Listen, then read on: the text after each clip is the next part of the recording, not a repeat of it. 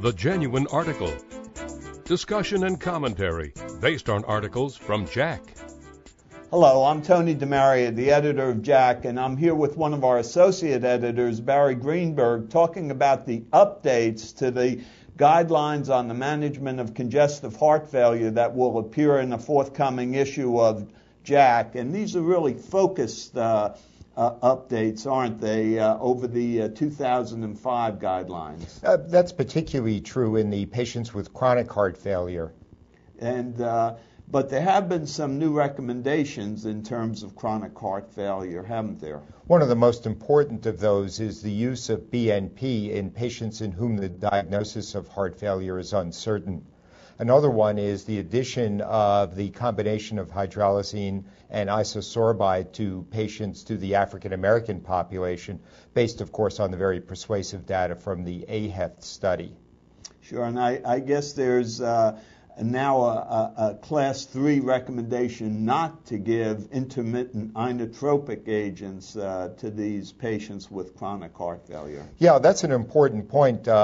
Saying what not to do is probably equally as important as saying what to do with this patient population. They do make that recommendation in the guidelines. Right, and recommend referral those patients to a congestive heart failure specialist. Yes.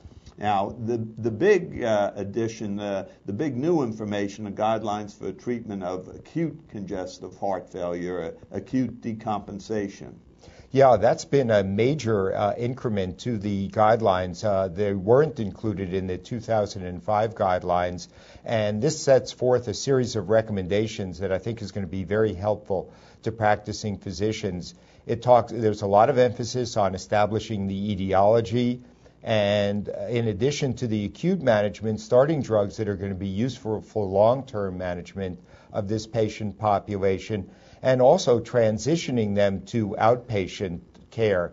I think that is a critical area because of the very high attendant morbidity and mortality that's seen in this population after they leave the hospital. So the guidelines are appropriately aware of that and make some very good recommendations in that area. You know, one thing that struck me, Barry, was that so many of the recommendations were a level C, where there really wasn't a lot of hard data to support the recommendation.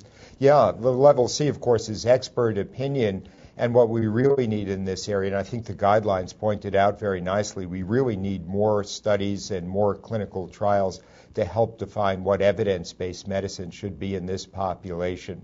The other thing I was struck by was the recommendations that vasodilators, inotropes, and even Swan-Ganz monitoring only be applied in those patients who are very, very tenuously ill or refractory to therapy. Yeah, I think it's a more focused use of these agents rather than using it in the entire population. And I think that's appropriate. So people who are refractory, people who are tenuous, people with worsening renal function, there's a recommendation for the use of these special therapies, whereas in the general population, people who are more stable and respond early on to diuretic therapy probably don't need this.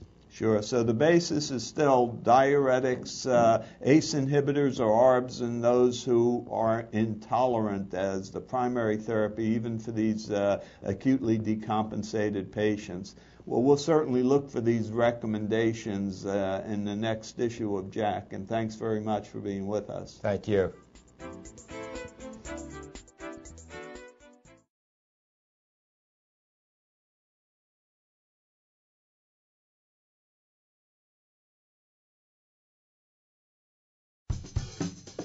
Have a question or comment about a CBN story? Send us an email at cbnfeedback@acc.org.